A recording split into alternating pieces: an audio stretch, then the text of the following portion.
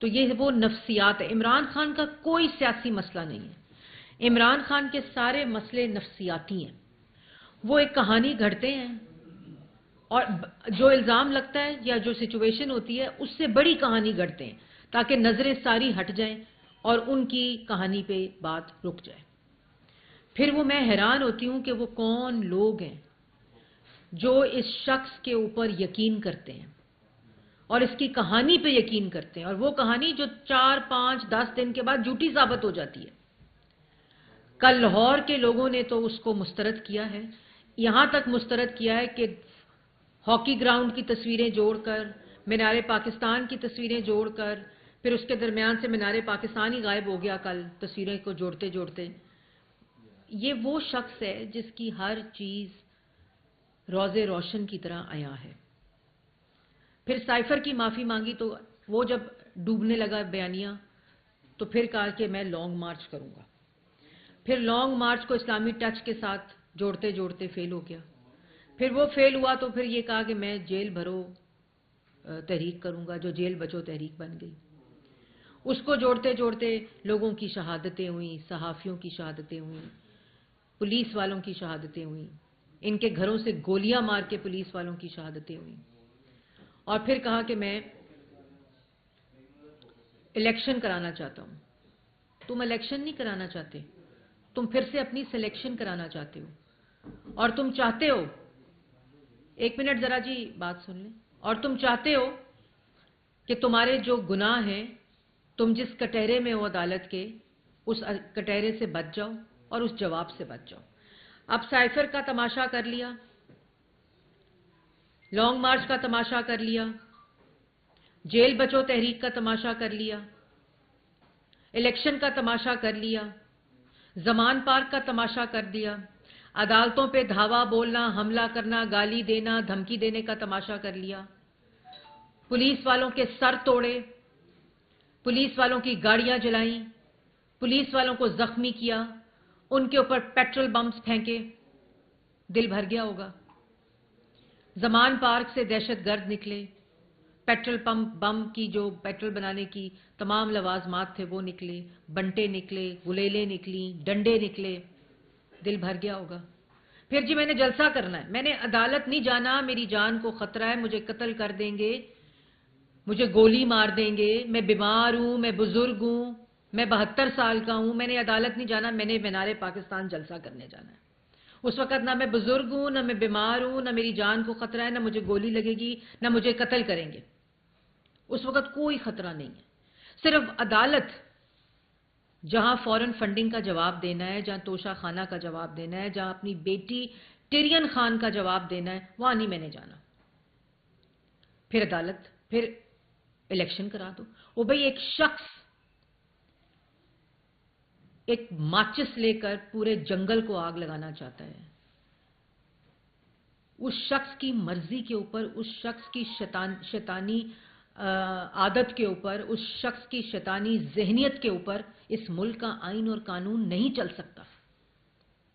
اگر تم ملک میں الیکشن چاہتے تھے، اگر تم ملک کے اندر آئین چاہتے تھے، جو تم جس پہ لیکچر آج کل دے رہے ہو، تو پھر تم نے نیشنل اسمبلی کی ووٹ آف نو کانفیڈنس کی تحریک جب جمع تھی اور تمہیں پتا تھا کہ تم وہ ہار رہے ہو، تو تم نے اسمبلی کیوں توڑی؟ تم نے ڈپٹی اسپیکر، صدر سے کیوں آئین شکنی کروائی، جس کا سپریم کورٹ نے انڈورسمنٹ کر کے بحال کرائی؟ یہ صرف ذہنی مسئلہ ہے اور کوئی مسئلہ نہیں ہے. پھر میں کل سن رہی تھی 10 نکاتی ایجنڈا. وہ جو 10 نکاتی ایجنڈا ہے، وہ 10 نکاتی ایجنڈا میں گورننس ملک کی ٹھیک کر دوں گا. وہ کیسے ٹھیک کرو گے؟ 10 سال خیبر پختونخوا میں رہے ہو، 4 سال وفاق میں رہے ہو، 4 سال پنجاب میں رہے ہو. تو گورننس ٹھیک کرنے کا مطلب جو ہے کہ فرا گوگی اور پنکی پیرنی کو ملک کی گورننس حوالے کر دو گی تو ملک کا گورننس ٹھیک ہو جائے گی، جو تم نے کی. پھر جی میں معیشت ٹھیک کروں گا. وہ معیشت جو تم نے 10 سال خیبر پختونخوا میں کی، وفاق میں کی اور پنجاب میں کی، جو فرا گوگی اور پنکی پیرنی کے حوالے کی، انڈے، کٹے، مرغیاں، لنگر خانے، معیشت ٹھیک کرو گے؟ تو اگر کرنی تھی معیشت ٹھیک تو 10 سال خیبر پختونخوا میں کیوں نہیں کی؟ 25,000 کا قرضہ 44,000 ارب پر لے گئے. یہ تم نے اس 10 نکاتی ایجنڈے میں ڈالا ہے. پھر اس کے بعد جی قانون ٹھیک ہونا چاہیے. قانون اس ملک کا بالکل ٹھیک ہو جائے گا اور ٹھیک ہونے کی طرف گامزن ہے جس وقت تم، فراگوگی، پنکی پیرنی اور تمہارے سارے جو کھلنڈرے چور اور ڈاکو تمہارے ساتھ تھے وہ کٹہرے میں کھڑے ہوں گے. طاقتور کو قانون ایک ہوگا اور غریب کا ایک ہوگا. بالکل ہوگا جس دن تم جیل جاؤ گے، جس دن تم جواب دو گے. اور وہ اب دن دور نہیں کیونکہ تماشے جو ہیں وہ اختتام پذیر ہو رہے ہیں. اس کے بعد جی میں ڈیٹا بیس بناؤں گا جس سے غریبوں کو ٹارگٹڈ سبسڈی ملے گی. بالکل ڈیٹا بیس بناؤ گے جس میں پنکی پیرنی، فراگوگی، شہزاد اکبر، آٹا چینی بجلی دوائی گیس چور، ان سب کو ٹارگٹڈ سبسڈی ملے گی انشاءاللہ. کیونکہ وہ ٹارگٹڈ سبسڈی کا ڈیٹا بیس نہ 10 سال خیبر پختونخوا میں بنا اور نہ 4 سال وفاق میں بنا اور نہ 4 سال پنجاب میں بنا. اور بے نظیر انکم سپورٹ پروگرام کی تختی کو بدل کر احساس پروگرام بنایا اور ڈیٹا بیس موجود ہے. عمران خان صاحب اس عقل کو ٹھیک کریں. حکومت میں رہ کر گئے ہیں، سلیکٹڈ ہی صحیح، مسلط ہی صحیح. جس پہ احساس پروگرام بنایا آپ نے تختی ہٹا کر بے نظیر انکم سپورٹ پروگرام کی، وہ ٹارگٹڈ سبسڈی کا ڈیٹا بیس ہے جس پہ لنگر خانے کھولنے تھے، جس پہ کارخانے بند کیے، معیشت تباہ کی. پھر اس کے بعد صحت کارڈ پروگرام جو 2014 میں نواز شریف کا صحت کارڈ پروگرام تھا اس کو صحت کارڈ پروگرام بنا لیا. پھر جوان پروگرام جو نواز شریف کا یوتھ پروگرام تھا اس کو اردو میں جوان پروگرام کر کے وہ بنا لیا. وہ بھی پروجیکٹ اگر تختیاں بدل کے چلا لیتے تو ملک میں لنگر خانوں کی ضرورت نہ پڑتی. 10 نکاتی ایجنڈے میں ہاؤسنگ سکیم کے لیے قرضے دیں گے. وہ 50 لاکھ گھر جو آپ کی بیگم القادر ٹرسٹ کی شکل میں لے گئی، جو آپ کی بیگم لوٹ مار کر کے لے گئی. پنکی پیرنی کے ضرور 50 لاکھ گھر بن گئے ہوں گے. کون سی ہاؤسنگ سکیم کے لیے قرضے دیں گے؟ وہ جو 50 لاکھ گھر بنانے کا وعدہ کیا تھا. غریبوں کو نوکریاں دیں گے. ہائے ہائے ہائے ہائے 1 کروڑ نوکری کی بجائے صرف 4 سال وفاق میں پاکستان کے اندر 1 کروڑ لوگوں کو بے روزگار کر کے چلا گیا. معیشت ٹھیک کریں گے. ملک کی معیشت کو بے روزگاری، مہنگائی، سونامی میں ڈبو کے چلا گیا. یہ دے رہا ہے 10 نکاتی ایجنڈے کا پروگرام. اس پہ 10 چپیڑیں پڑنی چاہیے تمہیں کہ 10 سال تم خیبر پختونخوا میں لے کر گئے ہو. ہر فائل کرپشن سے ہٹی ہوئی اور جواب نہیں دیتا. ہم سے سوال ہوتا تھا کہ اگر آپ الزام لگا رہے ہیں تو جواب دو. اب سارے کیسز کورٹ کے اندر پڑے ہیں. جہاں ٹانگ توڑ لیتا ہے، سر توڑ دیتا ہے، آئین توڑ دیتا ہے، جھوٹ بولتا ہے، بیمار ہو جاتا ہے، بزرگ بن جاتا ہے، 72 سال کا بن جاتا ہے، صرف جواب نہیں دینا. اس کے بعد کہتا ہے کہ منی لانڈرنگ پر قابو پائیں گے. او بھائی فورن فنڈنگ کا جواب دے دو. پاکستان کی منی لانڈرنگ پہ خود قابو پایا جائے گا. وہ شخص جس نے دونوں ہاتھوں سے پرائیویٹ جیٹس کے اندر پیسے بھیجے اور پیسے منگوائے، وہ کہتا ہے منی لانڈرنگ پہ قابو پائیں گے. 190 ملین بند لفافے میں کابینہ سے اپروو کروا کر اس کا جواب بھی نہیں دیتا. کہتا ہے منی لانڈرنگ پہ قابو پائیں گے. اس کے بعد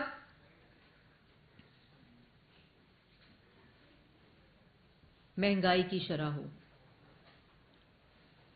जो 2% पे खाने पीने की अशिया, 3.7% पे नवाज शरीफ छोड़ के गया था, पाकिस्तान मुस्लिम लीग नून छोड़ के गई थी। तुमने महंगाई को 16 से 18%, खाने पीने की अशिया की बात कर रही हूं, आटा महंगा, चीनी महंगी, बिजली महंगी, घी महंगा, रोटी महंगी। IMF का प्रोग्राम किया था, 5 साल कीमतें नहीं बढ़ी थी। बिजली महंगी, उसके बाद बदतरीन खसारे, तरक्की की शरह 6.1% पे छोड़कर गए थे। खुद इन्होंने रिपोर्ट शाया की, उसके बाद वो तरक्की की शरह पहले मनफी ले गए, फिर ऊपर चली गई। जिस तरह अपने तरक्की और शरह सही होती थी, असासे बदलते गए, बढ़ते गए, फरागोगी के बढ़ते गए, तरक्की की शरह आगे और पीछे होती रही। ये वो शख्स 10 नकाती एजेंडा दे रहा है। उसके बाद जी 10 नकाती एजेंडा जो था ना, वो मईशत भी मैंने आपको बता दिया, अंडे कट्टे और मुर्गियों से ठीक होनी थी। वो अंडे भी मर गए, कट्टे भी मर गए, मुर्गियां भी मर गई। ना अंडे मिले, ना कट्टे मिले, ना मुर्गियां मिली, ना लंगर खाने मिले। और उसके बाद जो 10 नकाती एजेंडा वाले होते हैं ना, जो मुल्क को रिलीफ देने की बात करते हैं, जो मुल्क के अंदर तरक्की की बात करते हैं, आवाम को रोजगार देने की बात करते हैं, उनका 10 नकाती एजेंडा CPEC होता है। उनका 10 नकाती एजेंडा LNG टर्मिनल्स होते हैं। उनका 10 नकाती एजेंडा 16,000 मेगावाट बिजली होती है। उनका 10 नकाती एजेंडा महंगाई को 2% पर करना होता है और 3.1% पर करना होता है। उनका जो एजेंडा होता है वो IMF के प्रोग्राम को मुकम्मल करके मुल्क की मईशत को इस्तेहकाम देना होता है, दहशतगर्दी ख़त्म करना होता है, मुल्क के अंदर से दहशतगर्दी के नासूर को ख़त्म करना होता है। उनका 10 नकाती एजेंडा खाने पीने की अशिया का 5 साल कीमतें ना बढ़ना होता है। उनका 10 नकाती एजेंडा PKLI होता है। उनका 10 नकाती एजेंडा कार्डियोलॉजी हॉस्पिटल्स होते हैं, स्कूल होते हैं, यूनिवर्सिटीज़ होती हैं, यूथ प्रोग्राम होता है, हेल्थ कार्ड होता है जिसकी तुम सिर्फ तख्तियां बदलते रहे, मोटरवेज होती हैं, मैस ट्रांजिट होती है। अगर आज इस मुल्क का नौजवान कनेक्टिविटी और मुल्क की इकाइयां आपस में जुड़ी हुई हैं तो वो नवाज शरीफ के मोटरवे की वजह से है, वो शहबाज शरीफ की फार्म टू मार्केट रोड्स की वजह से है, बिजली के मंसूबों की वजह से है, CPEC की वजह से है, सेहत कार्ड की वजह से है, यूथ प्रोग्राम की वजह से है, बिजली के मंसूबों की वजह से है। ये होता है 10 नकाती एजेंडा। तुम सिर्फ एक मंसूबा बताओ। 10 नकाती एजेंडे ना, तो जैसे मैंने पहले कहा कि इन 10 नकाती एजेंडों पे तुम्हें 10 चपेड़ें पड़नी चाहिए। तुम एक मंसूबा बताओ, ज्यादा नहीं, एक मंसूबा बताओ जो तुमने सवाए शैतानी के, मुल्क के खिलाफ साजिश करने के, मुल्क के कर्जे बढ़ाने पे, मुल्क में महंगाई बढ़ाने पे, मुल्क में माशी तबाही लाने पे, एक मंसूबा बताओ जो तुम कहो ये मंसूबा मैंने बनाया था। 10 साल खैबर पख्तूनख्वा में रहे हो और बेशर्मी के साथ, ढिठाई के साथ 10 नकाती एजेंडा देते हो। अवाम को पागल समझा हुआ है, अवाम को भेड़ बकरियां समझा हुआ है। कौन से तुम 10 साल में तालीम का सुनामी ले आए हो? कौन सा हेल्थ का सुनामी ले आए हो? कौन सा मोटरवेज का जाल बिछा दिया तुमने खैबर पख्तूनख्वा में और पाकिस्तान में? लूट मार के, खजाने खाली करके, अवाम को महंगाई और बेरोजगारी में धंसाकर, मुल्क के अंदर दहशत गर्दी वापस लाकर तुम 10 नकाती एजेंडा दे रहे हो। तुम्हें तो अब शर्म भी नहीं आती, मुझे लगता है।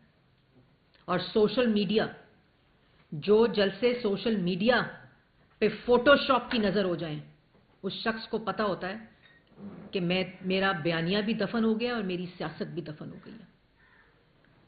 और अब सिर्फ ये नौटंकी इसलिए कि मुझे टेरियन खान को का केस में जवाब ना देना पड़े, फॉरेन फंडिंग में जवाब ना देना पड़े, तोशा खाना में जवाब ना देना पड़े, और मैं ये तमाशे तमाशे तमाशे करता रहूं और लगाता रहूं मुल्क को एक अपने नफ्सियाती जो तकलीफ है उसके अंदर। ऐसा नहीं होगा और ऐसा हो भी नहीं सकता। दूसरी बात कहते हैं जी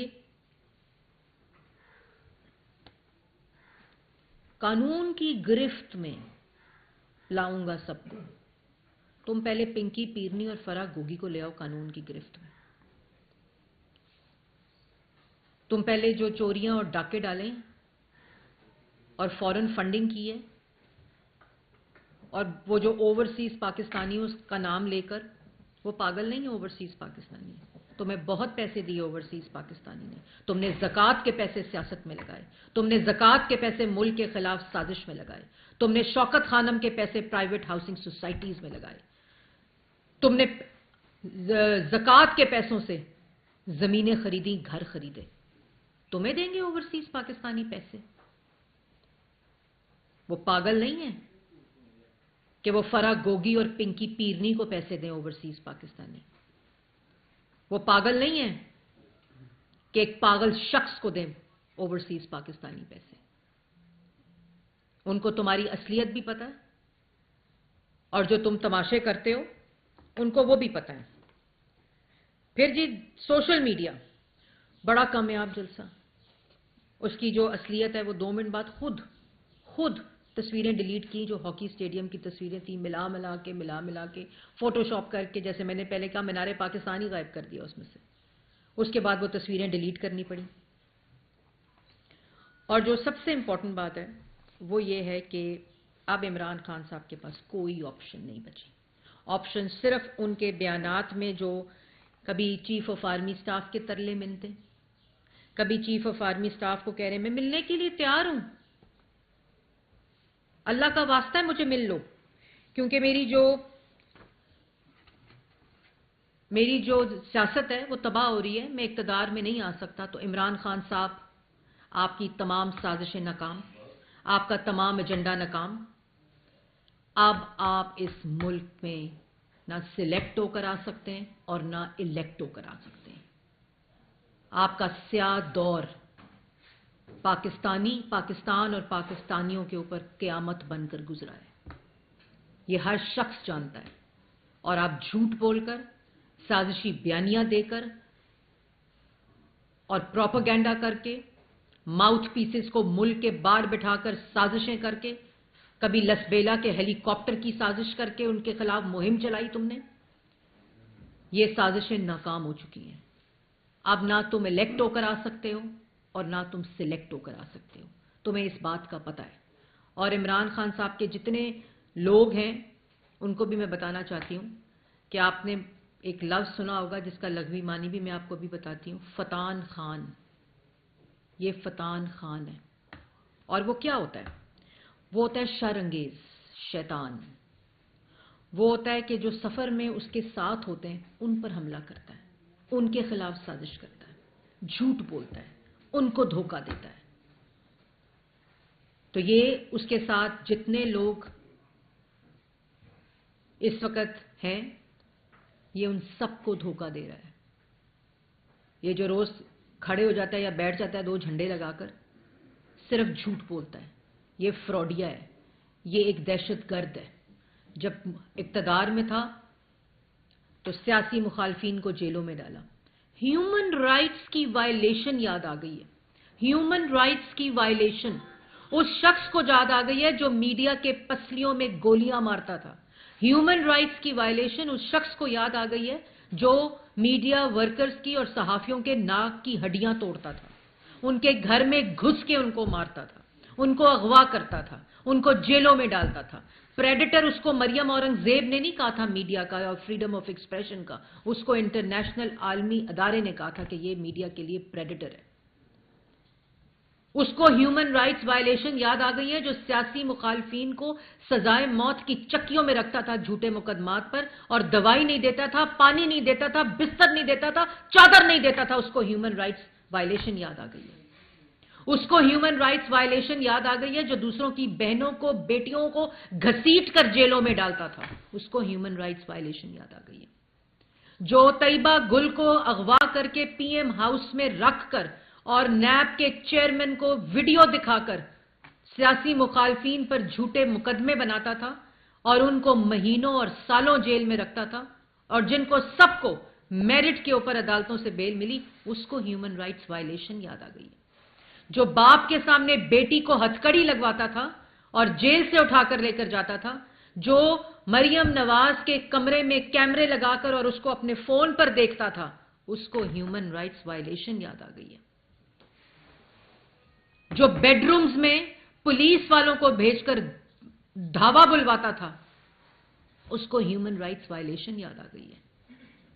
جو عورتوں کو کہتا تھا یہ کپڑے اس لیے پہنتی ہیں، اس لیے یہ جیسے کپڑے پہنتی ہیں اس لیے ان کا ریپ ہوتا ہے، اس کو ہیومن رائٹس وائلیشن یاد آ گئی ہے۔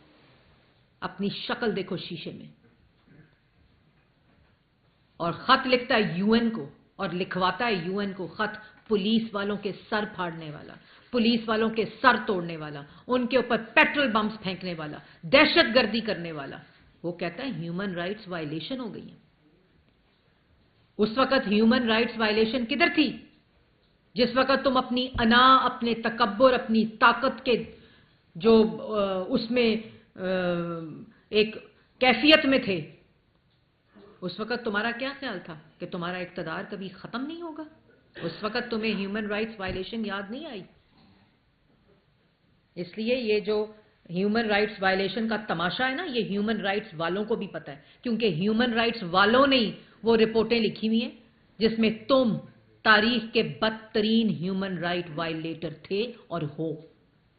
تم اپنے ساتھ لوگوں کو استعمال کرتے ہو، تم اپنے ورکرز کی لاشوں کا انتظار کرتے ہو اور اس کے اوپر سیاست کرتے ہو۔ تم ہیومن رائٹس، یہ پتہ ہے یو این کو، اور تم جو کہتے تھے امریکہ نے تمہاری حکومت گرائی ہے، وہ بھیک مانگ رہا ہے یو این سے آج۔ تمہیں شرم نہیں آتی؟ جو کہتا تھا امریکہ نے میری حکومت گرائی ہے اور عالمی سازش ہو گئی میرے خلاف، وہ آج کشکول لے کے یو این کے سامنے کھڑا ہے کہ میرے خلاف ہیومن رائٹس وائلیشن ہو رہی ہے، مجھے بچاؤ۔ اس یو این کو بھی پتا ہے، اس امریکہ کو بھی پتا ہے، اور ان ہیومن رائٹس واچ کو بھی پتا ہے، آرگنائزیشنز کو، کہ تم کون ہو۔ تمہاری فاشزم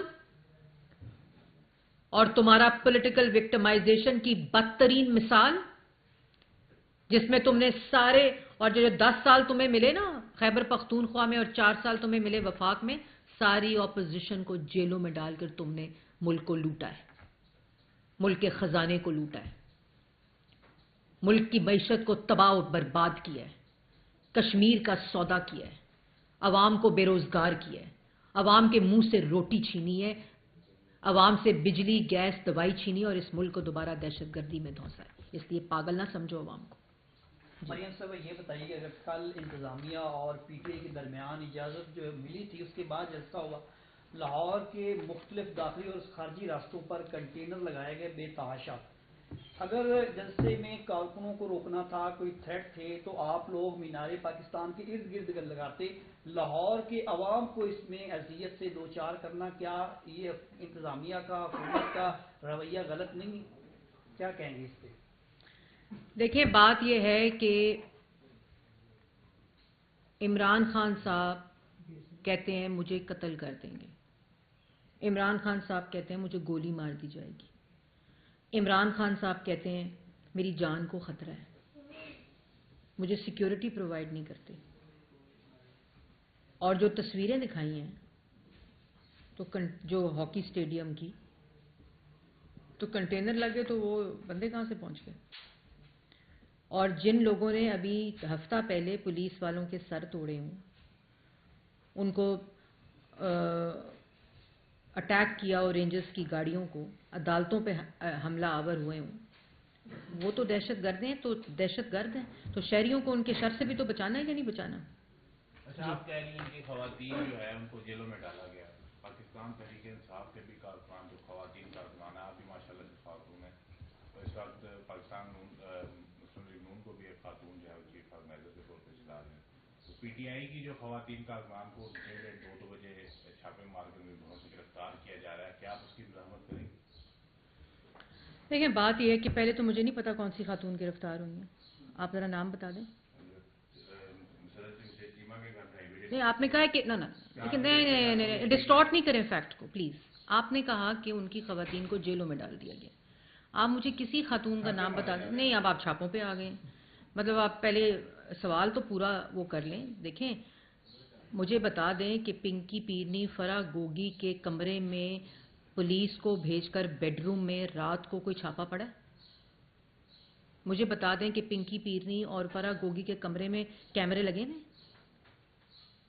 मुझे ये बता दें कि इमरान खान के सामने पिंकी पीरनी को हथकड़ियां लगा के सजाए मौत की चक्की में डाला है?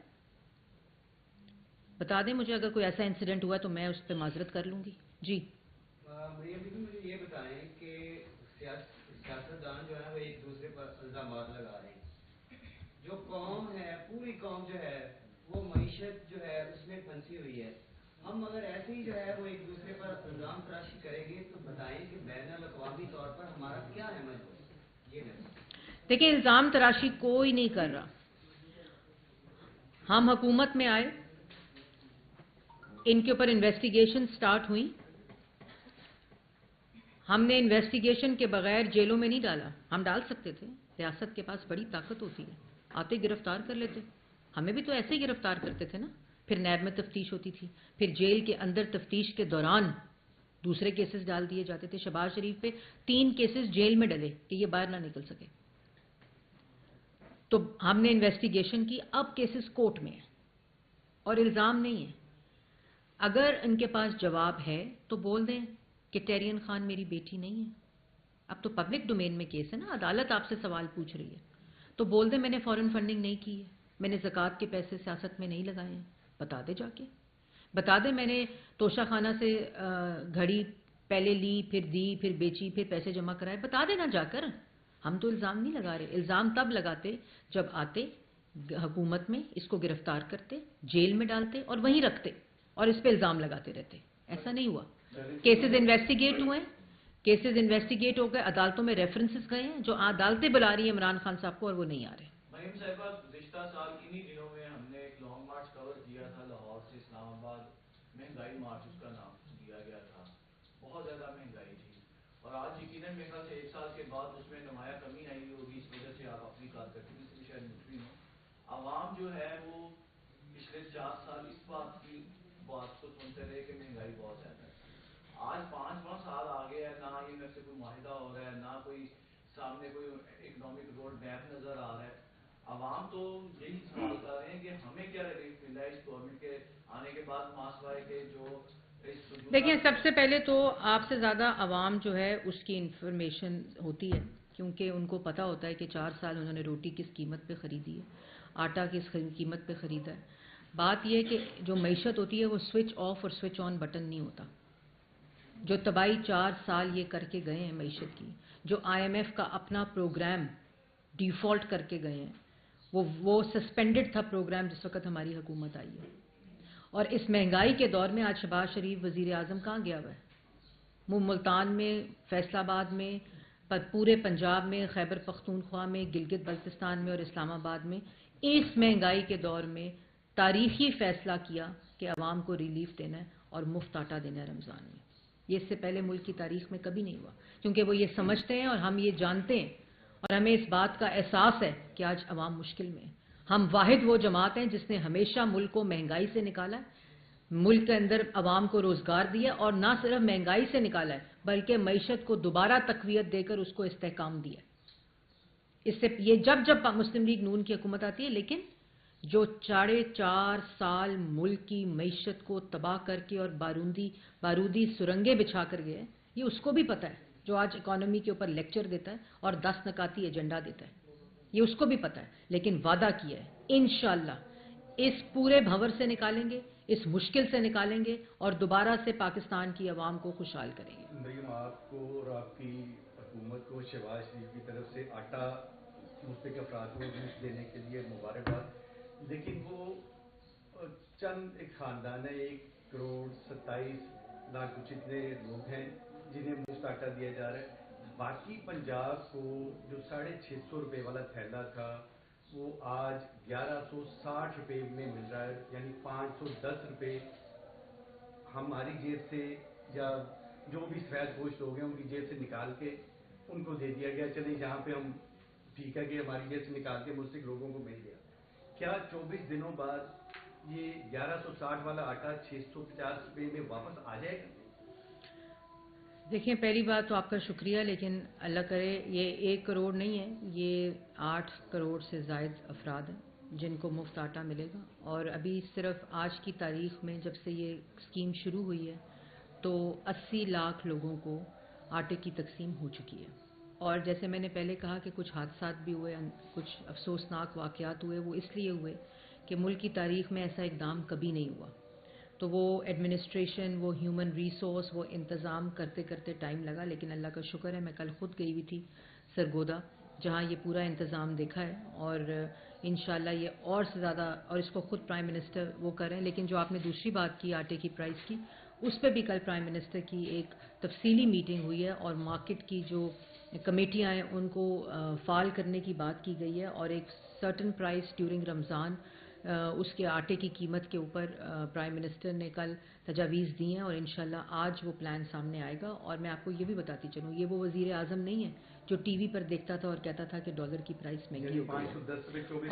اور انشاءاللہ جو غریب عوام کے لیے, جو عوام کے لیے بہتری ہوگی, اس کے مطابق یہ جو آٹے کی بھی قیمت ہے اور جو پورا رمضان پیکیج ہے وہ اس کے اکارڈنگلی ہوگا. یہ بتائیے گا, ثاقب نثار کہہ رہے ہیں کہ پی ایم ایل اے نے گریجویٹ کری ہے کہ میں نے مریم نواز کو بدتمیز کہا اور یہ میرے پلے کارڈ اٹھا کے پارلیمنٹ میں لے گئے.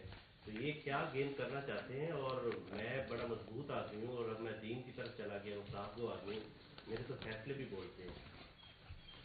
وہ جو جس آڈیو لیکس آئی ہیں ثاقب نثار صاحب کی, انہوں نے کسی فورم پہ اس کو چیلنج کیا, کسی فورم پہ اس کی نفی کی ہے, کسی فورم پہ یہ کہا ہے کہ یہ جھوٹی آڈیو ہے جس میں وہ ماشاءاللہ جو زبان استعمال کر رہے ہیں شاید اپنی بیٹی کے لیے بھی وہی کرتے ہوں, اپنی بیگم کے لیے بھی وہی کرتے ہوں, اپنی بہنوں کے لیے بھی وہی لفظ استعمال کرتے ہوں. اور میں تمام ان لوگوں کو یہ پیغام دینا چاہتی ہوں کہ جو کسی کی بہن, کسی کی بیٹی, کسی کی والدہ کے بارے میں اس قسم کی گفتگو کرتا ہے, یہ اس کی اپنی اصلیت ظاہر ہوتی ہے کہ شاید وہ اپنے گھر میں بھی اپنی بہنوں, اپنی بیٹیوں اور اپنی ماؤں کے بارے میں اسی طرح کی لینگویج استعمال کرتے ہیں جس طرح وہ دوسری خواتین کے بارے میں کرتے ہیں.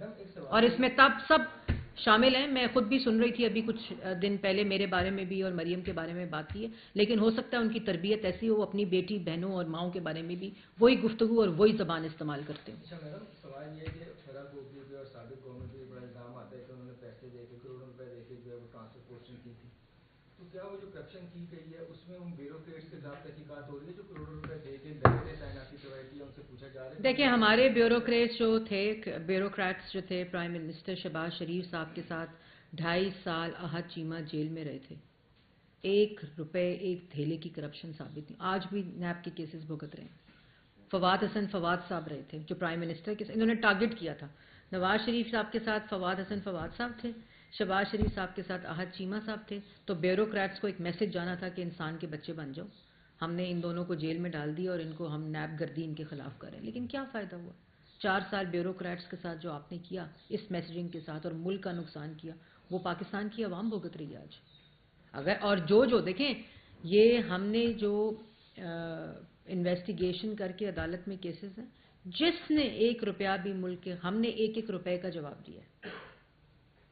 جس نے اس میں خیانت کی ہے عوام کے پیسے میں, اس کو سزا ملے گی. صدر مملکت کو ایک دم سے ہم نے کر لیے سوال. صدر مملکت کو ایک دم سے انسانی حقوق کا بڑا خیال ہے, کیا اس کو مسلم لیگ نون وزیر اعظم پاکستان نے عمران خان کے ترجمان صدر پاکستان عارف علوی صاحب کو خط لکھا ہے. جو خط انہوں نے شہباز شریف صاحب کو لکھا تھا وہ شاید بھول گئے تھے کہ وہ انہوں نے پاکستان تحریک انصاف کی پریس ریلیز دینی تھی, تو پریس ریلیز دینے کی بجائے انہوں نے نیچے سائن کر کے وہ وزیر اعظم کو بھیج دیا تھا. وہ اپنے منصب اور اپنے آئینی منصب کا مذاق اڑا رہے ہیں, اس کی تضحیق کر رہے ہیں. ہیومن رائٹس وائلیشن صدر علوی کو اس وقت یاد کیوں نہیں آیا جب شہباز شریف کو 2 دفعہ جیل میں ڈالا جھوٹے مقدمے میں, جب مسلم لیگ نون کی ساری قیادت کو ڈالا جھوٹے مقدمے میں, جب رانا ثناء اللہ کے اوپر ہیروئن کا پرچہ بنا کر اس کو ان کے ڈیتھ سیل میں کیڑیاں چھوڑی گئیں, اس وقت ہیومن رائٹس کیوں نہیں آئے یاد؟ اس وقت ہیومن رائٹس کیوں نہیں آئے جب لکھتے قلم ٹوٹ جاتے تھے اور چلتے ہوئے پروگرام ٹی وی کے اوپر بند ہو جاتے تھے؟ اس 10 مہینے میں کوئی چینل پہ پروگرام بند ہوتا دیکھا ٹاک شو آپ نے؟ عرفان صدیقی کو انہوں نے گھر سے ان کی بیگم کو زخمی کر کے, ان کو دھکے دے کر, ان کو اریسٹ کر کر گھر کے کرائے کے مقدمے میں جو 1 دن بھی نہیں رہا اس کو جن کو جیل میں ڈال دیا. متی اللہ ہو, میر شکیل الرحمان صاحب کو جیل میں صرف اس لیے ڈالا کہ میڈیا کو پیغام ہو کہ اپنا منہ بند کر لو. اسد تورو، ابصار عالم پیٹ میں گولیاں مار دیں. اس وقت ہیومن رائٹس کہاں تھے؟ عربی صاحب کو یاد، یہی صدر تھے نا، یہی تھے غالباً، یہی تھے اس وقت ہیومن رائٹس وائلیشن. جس وقت مریم نواز کو اپنے والد کی سامنے ہتھکڑیاں لگا کر جیل سے گرفتار کیا، نیب میں کیمرے لگائے، کیمرہ عمران خان کی فون پہ چلتا تھا، اس وقت ہیومن رائٹس کون تھا صدر؟ الوی صاحب بھی صدر تھے نا. جس وقت لوگوں کو دوائی نہیں دیتے تھے، ان کی میڈیکل رپورٹس نہیں دیتے تھے، ان کا میڈیکل ٹیسٹ نہیں کرانے دیتے، جس وقت عمران خان امریکہ میں بیٹھ کر یہ کہتا تھا میں جا کر اے سی بند کر دوں گا اور پنکھا بند کر دوں گا، اس وقت صدر کون تھا؟ الوی صاحب ہی تھے نا. تو یہ میں اب نہیں وہ بات کرنا چاہتی جو اخلاق سے گری ہو، لیکن یہ قابل اسی ہیں. یہ لوگ اپنے منصب کا خیال کریں، اپنی کرسی کا خیال کریں، اپنے عہدے کا خیال کریں. یہ صدر پاکستان کا عہدہ ہے، یہ صدر پاکستان تحریک انصاف کا عہدہ نہیں ہے. اس میں فرق کو سمجھیں.